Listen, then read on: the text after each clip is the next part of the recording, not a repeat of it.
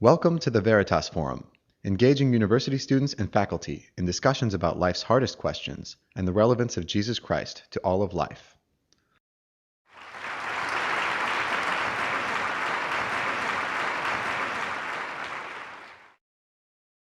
"20 centuries after his death, Jesus of Nazareth continues to fascinate thinking men and women.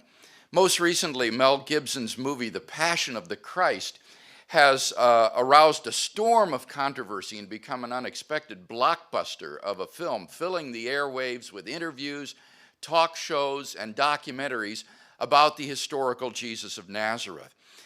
And the key question raised by all of these discussions is the following: how are we to understand Jesus of Nazareth? Now, in order to answer that question, I'm convinced that we must move beyond the Passion to inquire what happened to Jesus of Nazareth after his death. Several months ago, I was phoned by NBC Television about being interviewed for their documentary on the last days of Jesus. And I asked the producer if they were going to be discussing the subject of Jesus' resurrection. And she said, no, they were just going to be talking about the last days of Jesus up until his death on the cross. And I said to her, well, then I guess you're not really going to be talking about the last days of Jesus, are you? And she laughed and said, well, I see what you mean. Without the resurrection of Jesus, nobody would even care about the last days of Jesus, would they? Well, I think that's absolutely right. It is Jesus' resurrection from the dead that provides the key to his identity and the meaning of his passion. You see, Jesus had been crucified for his radical personal claims, whereby he had put himself in the place of God himself, claims which were blasphemous in Jewish ears. But the resurrection of Jesus shows that Jesus was no blasphemer after all. As the German theologian Wolfhard Pannenberg explains, the resurrection of Jesus acquires such decisive meaning, not because someone or anyone has been raised from the dead, but because it is Jesus of Nazareth, whose crucifixion was instigated because he had blasphemed against God. If this man has been raised from the dead, then the God of Israel, allegedly blasphemed by Jesus, has clearly committed himself to him. The resurrection can only be understood as the divine vindication of the man whom the Jews had rejected as a blasphemer.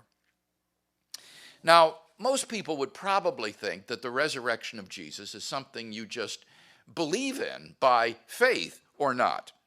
But over the last 50 years, there has been a remarkable transformation in historical Jesus scholarship, such that today the majority of New Testament historians have come to affirm three central facts about the events following Jesus' crucifixion, events which I believe are best explained by the fact of the resurrection of Jesus. What are these facts? Well, they are, number one, Jesus' post-mortem appearances. Number two, the discovery of his empty tomb. And number three, the very origin of the disciples' belief in his resurrection. And what I'd like to do this afternoon with you is look very briefly at each one of these three facts. First, then, the post-mortem appearances of Jesus. Undoubtedly, the major impetus behind the reassessment of the historical credibility of the appearance traditions was the demonstration by the German scholar Joachim Jeremias that in his first letter to the church in Corinth, Greece, Paul is quoting from an old Christian tradition or saying which he himself had received and in turn passed on to his converts. In the 15th chapter of his first letter to the Corinthians, Paul says, "For I delivered to you as of first importance what I also received." And then comes this ancient oral tradition or saying that Christ died for our sins in accordance with the Scriptures, and that he was buried, and that he was raised on the third day in accordance with the Scriptures, and that he appeared to Cephas, that's the Aramaic name for Peter, then to the 12. Now, according to Paul's letter to the churches of Galatia in chapter 1 and verse 18, Paul was in Jerusalem 3 years after his conversion on the Damascus Road on a fact-finding mission, during which time he conferred with both Peter, Jesus' chief disciple, and James, Jesus' younger brother, over a 2-week period of time. And he probably received this tradition at that time, if not before. Now, when you realize that Paul was converted in AD 33 and that Jesus was crucified around AD 30, that means that this list of witnesses to the post-mortem appearances of Jesus goes back to within the first 5 years after Jesus' death. And thus it is simply idle to try to dismiss these appearances as mere legends. According to John Dominic Crossan, a very skeptical, radical New Testament critic, who believes that many of the events of the gospel passion narratives were invented on the basis of Old Testament motifs, it would take at least 5 to 10 years for the early church to find the Old Testament motifs to invent the passion story. And yet you notice that this information about the eyewitnesses to Jesus' resurrection appearances antedates even the lower limit set by Crossan of 5 years. Moreover, Crossan himself admits that it would be virtually impossible for the early church to have invented the resurrection narratives about Jesus after his death on the basis of Old Testament motifs, because there's virtually nothing in the Old Testament which would lead them to anticipate Jesus' resurrection from the dead. Thus, we can try to explain away these post-mortem appearances as hallucinatory experiences if we want to, but we cannot responsibly deny that they occurred. Paul's information makes it certain that on separate occasions, different individuals and groups of people experienced appearances of Jesus of Nazareth alive after his death. According to the German New Testament critic Gerhard Ludemann, it is historically certain that that Peter and the disciples had experiences after Jesus' death in which Jesus appeared to them as the risen Christ. And this conclusion is today virtually universally accepted among New Testament historians. Now, at the same time that biblical scholarship has come to a new appreciation of the historical credibility of Paul's information, it must be admitted, however, that skepticism concerning the appearance traditions in the Gospels persists. However, this lingering skepticism about the gospel appearance narrative seems to me to be entirely unjustified.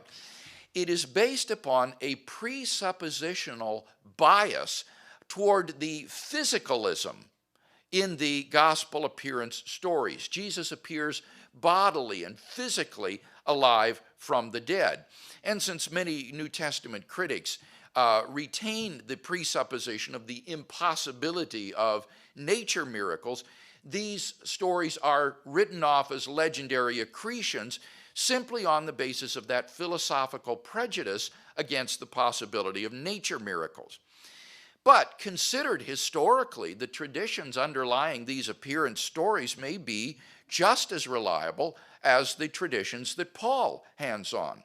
The physicality of Jesus' resurrection appearances is unanimously attested by all of our sources for these appearance narratives. And this would be remarkable if none of the original appearances of Jesus were physical in nature. How such a unanimous corruption of oral tradition could occur in such a short time while the eyewitnesses were still alive remains unexplained. And therefore, I find the skeptical prejudice with respect to the appearance traditions in the Gospels to be quite unwarranted. And I think that the new appreciation of the historical value of Paul's information needs to be accompanied by a reassessment of the gospel appearance stories as well. Secondly, the discovery of Jesus' empty tomb. Once regarded as an offense to modern intelligence and even an embarrassment for the Christian faith, the empty tomb of Jesus has come to assume its place among the generally accepted facts concerning the historical Jesus. Let me just review briefly some of the evidence that undergirds this conclusion. Number one, the historical reliability of the burial narrative supports the empty tomb. Now you might ask, well, how is it that the reliability of the burial account of Jesus supports the historicity of his empty tomb? Well, very simply in the following way. If the burial account is accurate, then the site of Jesus' grave was known in Jerusalem to both Jew and Christian alike.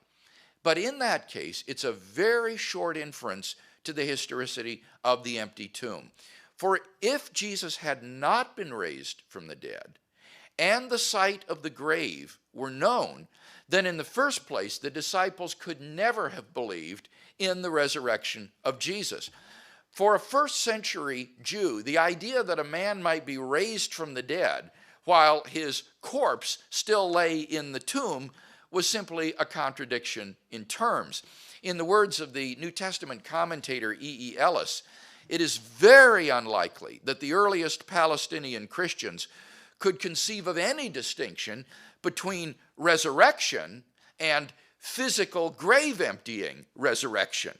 To them, a resurrection without an empty grave, he says, would have been about as meaningful as a square circle. Secondly, even if the disciples had somehow managed to believe in the resurrection of Jesus, they wouldn't have generated any following in Jerusalem. So long as the corpse remained interred in the tomb, a Christian movement in Jerusalem founded on the belief in the resurrection of the dead man would have simply been an impossible folly. And thirdly, in any case, the Jewish authorities would have exposed the whole affair. The quickest and surest answer to the disciples' proclamation, "He is risen from the dead," would have been simply to point to his grave there in the hillside, or if necessary, even go to the extreme measure of exhuming the body and parading it through the streets of Jerusalem for all to see that Jesus of Nazareth had not in fact risen from the dead. So for these three reasons, the historical accuracy of the burial account supplies evidence for the historicity of the empty tomb.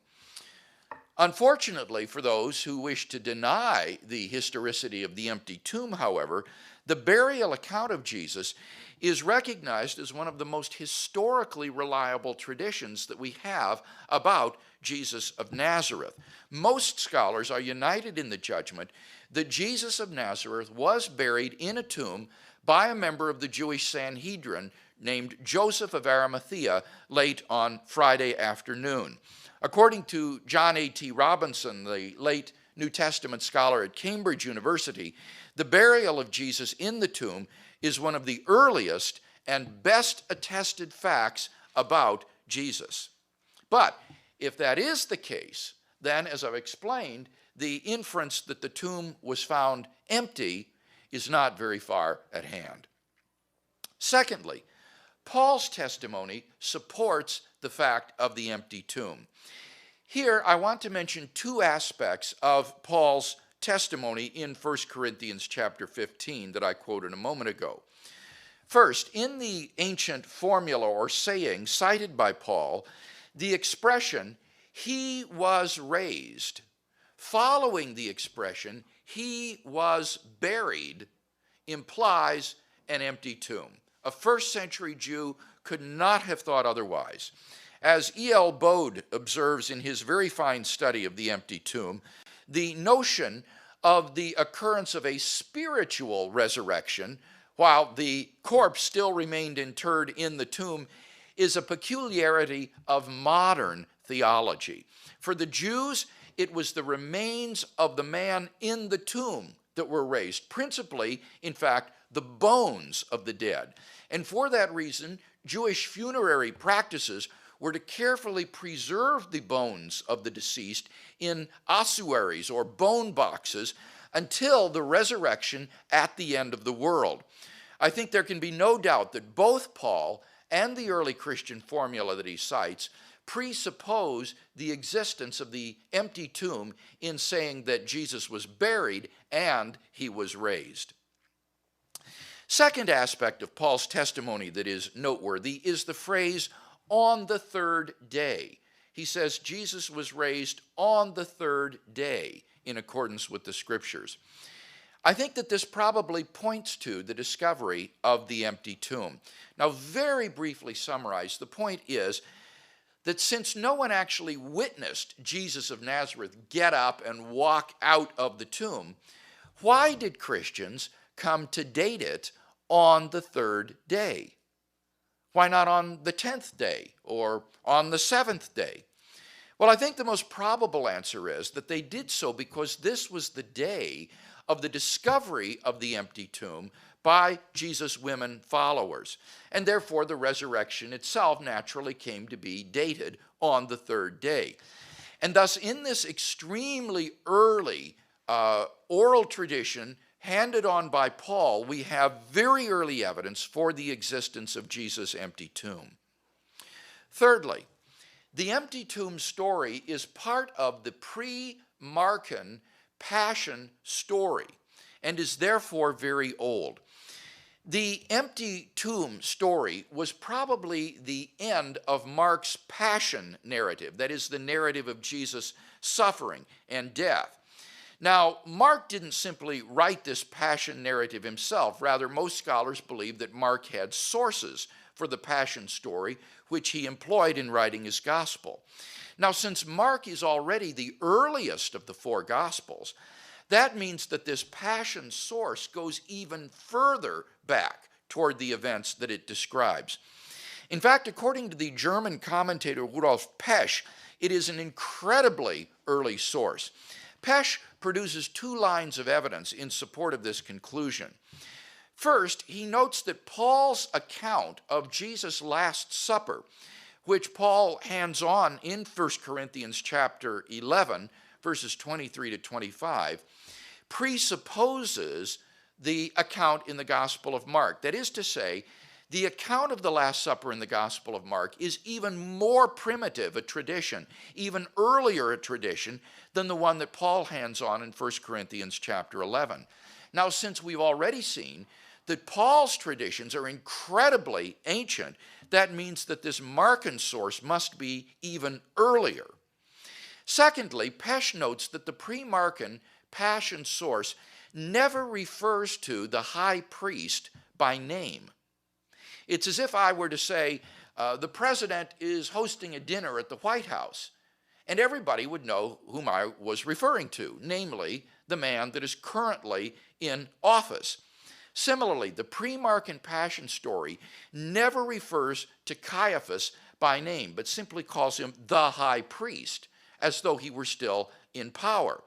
Now, since Caiaphas held office from AD 18 to AD 37, that means at the very latest, this pre-Markan Passion source must come from within 7 years after Jesus' crucifixion.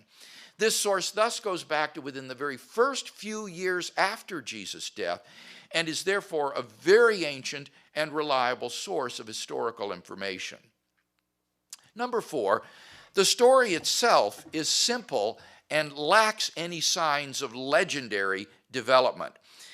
The empty tomb story, as we find it in Mark's gospel, is uncolored by theological or apologetical embellishments or motifs that would be characteristic of a later legendary account. Now, to give you an idea of what this account is like, let me simply read the account in the Gospel of Mark of the discovery of the empty tomb. Mark chapter 16, verses 1 to 8. Now, when the Sabbath was past, Mary Magdalene, Mary, the mother of James, and Salome bought spices that they might come and anoint him. very early in the morning, on the first day of the week, they came to the tomb when the sun had risen.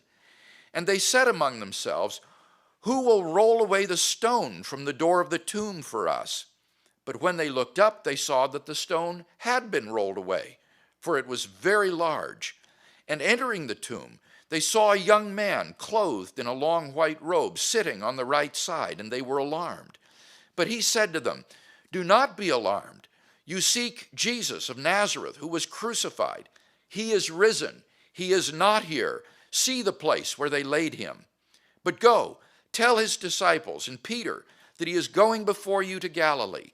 There you will see him, as he said to you." So they went out quickly and fled from the tomb, for they trembled and were amazed, and they said nothing to anyone, for they were afraid.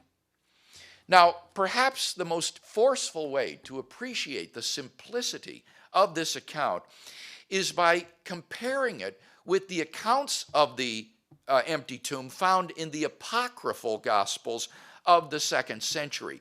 These are Gospels which arose 100, 200, 300 years after the events, forged under the apostles' names. And these do contain all sorts of legendary fictions about Jesus of Nazareth.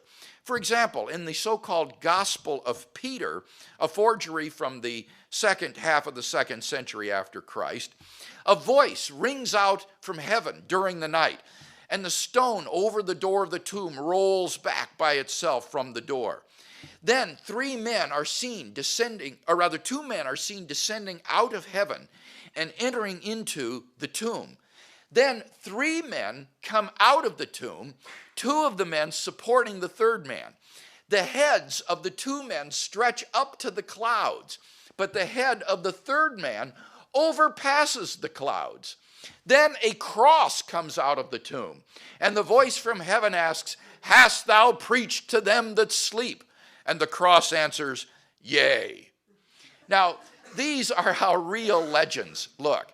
You see, they're embellished with all sorts of theological and apologetical motifs which are conspicuously lacking from the Markan account, which is stark by comparison in its simplicity. Number 5, the tomb was probably discovered empty by women. Now, to appreciate this point, you need to understand 2 things about the role of women in 1st century Jewish society. First of all, women occupied a low rung on the Jewish social ladder. This is evident in such rabbinic expressions as the following: "Sooner let the words of the law be burnt than delivered to women." Or again, "Blessed is he whose children are male, but woe to him whose children are female." Quite frankly, women were second-class citizens in 1st century Jewish society. Secondly, the testimony of women was regarded as so worthless that according to Josephus, they were not even permitted to serve as legal witnesses in a Jewish court of law. If a man were caught red-handed by a group of women committing a crime, he could not be convicted on the basis of their testimony, because the witness of a woman was regarded as so unreliable that it wouldn't even be admitted into court. Now, in light of these 2 facts, how remarkable must it seem that it is women who are the discoverers of Jesus' empty tomb. Any later legendary account would certainly have made male disciples, like Peter and John, discover the empty tomb. The fact that it is women whose testimony was worthless, rather than men, who are the chief witnesses to the fact of Jesus' empty tomb, is most plausibly explained by the fact that, like it or not, they were the discoverers of the empty tomb, and the Gospels accurately record what for them was a somewhat awkward and embarrassing fact. Number 6, the earliest Jewish polemic presupposes the empty tomb. In the 28th chapter of Matthew's Gospel, we find the Christian attempt to refute the earliest Jewish polemic against the disciples' proclamation of the resurrection. Now, what were Jews saying in response to the disciples' proclamation, "He is risen from the dead"? That his body still lay in the tomb? That these men were full of new wine? No, they were saying the disciples came and stole away his body. Now think about that for a minute. The disciples came and stole away his body. The earliest Jewish polemic did not deny the fact of the empty tomb, but rather embroiled itself in a hopeless dispute in trying to explain away why the body was missing. So that the earliest Jewish response to the proclamation of the resurrection was itself an attempt to explain why the tomb was empty. And thus we have evidence for the historicity of the empty tomb of Jesus, which is absolutely top drawer because it comes not from the Christian believers, but from the very opponents of the early Christian movement themselves. Now, I could go on, but I think probably enough has been said to indicate why, in the judgment of contemporary scholarship, the empty tomb of Jesus belongs to the historical portrait of Jesus of Nazareth. According to Jakob Kramer, who is an Austrian specialist in the resurrection, and I quote, "By far, most exegetes hold firmly to the reliability of the biblical statements concerning the empty tomb," end quote. So it is today widely recognized that the empty tomb of Jesus is a historical fact. As D.H. Van Dalen has pointed out, it is extremely difficult to object to the empty tomb on historical grounds. Those who deny it, he says, do so on the basis of theological or philosophical assumptions. But assumptions may simply have to be changed in light of the historical facts. Finally, we can turn to that third body of evidence supporting the resurrection, the very origin of the Christian movement itself. Even the most skeptical New Testament critics admit that the earliest disciples at least believed that God had raised Jesus of Nazareth from the dead. In fact, they pinned nearly everything on it. Without belief in Jesus' resurrection, Christianity could never have come into being. The crucifixion would have remained the final tragedy in the hapless life of the prophet from Nazareth. The origin of the Christian movement hinges upon the belief of these earliest disciples that Jesus had risen from the dead. But the question now inevitably arises, how does one explain the origin of that outlandish belief? As R.H. Fuller urges, even the most skeptical critic must posit some mysterious X to get the movement going. But the question is, what was that X? Well, if you deny that that mysterious factor was in fact the resurrection of Jesus from the dead, then you've got to explain the origin of the disciples' belief in his resurrection as the result either of Jewish influences on them, pagan influences on them, or Christian influences on them. Now, clearly it cannot have been the result of Christian influences, for the simple reason that there wasn't any Christianity yet.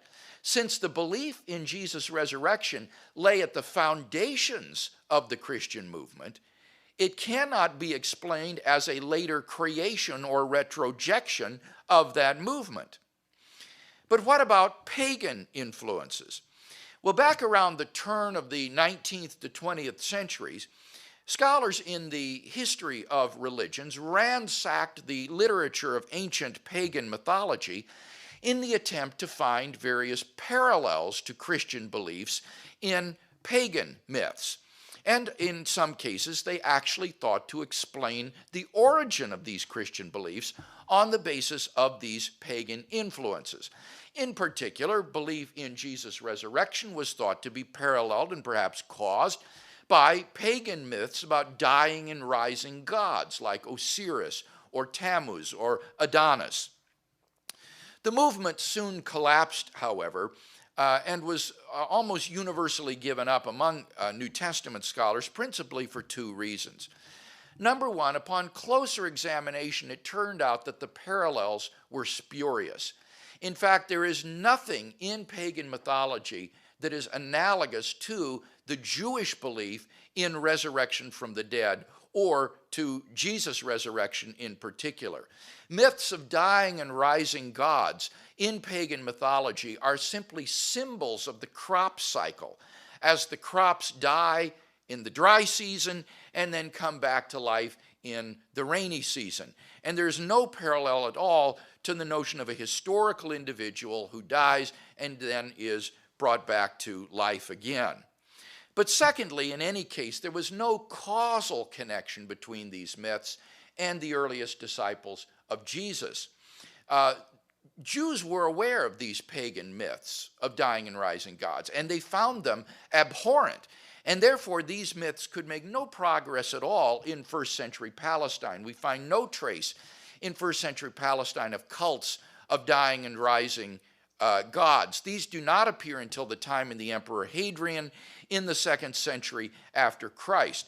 And thus, in the words of Hans Grass, a skeptical New Testament critic, it is actually unthinkable that the earliest disciples could have come to believe that Jesus was risen from the dead because they had heard the myths of dying and rising crop deities. And therefore, the resurrection belief on the part of the earliest disciples cannot be plausibly explained away as a result of pagan influences. But then what about Jewish influences? Well, in order to examine this, we need to back up for a moment and take a look at what Jewish belief in the resurrection was. In the Old Testament, the Jewish belief in the resurrection of the dead is attested in three places: Ezekiel chapter 37, Isaiah chapter 26 and verse 19, and Daniel chapter 12 and verse 2. During the time between the Old Testament and the New Testament, the belief in the resurrection of the dead became a widespread Jewish belief. During Jesus' own day, it was accepted by the sect called the Pharisees, although it was still rejected by the sect called the Sadducees. And it's interesting to note that on this score, Jesus actually sided with the Pharisees against the Sadducees in affirming the doctrine of the resurrection of the dead. So the Jewish idea of resurrection from the dead was itself nothing new. But the Jewish conception of resurrection from the dead differed from Jesus' resurrection in two fundamental respects. In Jewish thought, the resurrection always, number one, occurred after the end of the world, never within history. It was a resurrection of the dead at the end of the world for purposes of judgment and then going to heaven or hell. Secondly, it always concerned all the people, all the dead, or all the persons of Israel, never an isolated individual. In contradistinction to this, Jesus' resurrection was both within history and of an isolated individual person. According to Joachim Jeremias, and I quote, "Ancient Judaism did not know of an anticipated resurrection as an event of history. Nowhere does one find in the literature anything comparable to the resurrection of Jesus. Certainly revivifications of the dead were known, but these always concerned resuscitations, the return to the earthly life. In no place in the late Judaic literature does it concern a resurrection to glory as an event of history." The disciples, therefore, confronted with Jesus' crucifixion and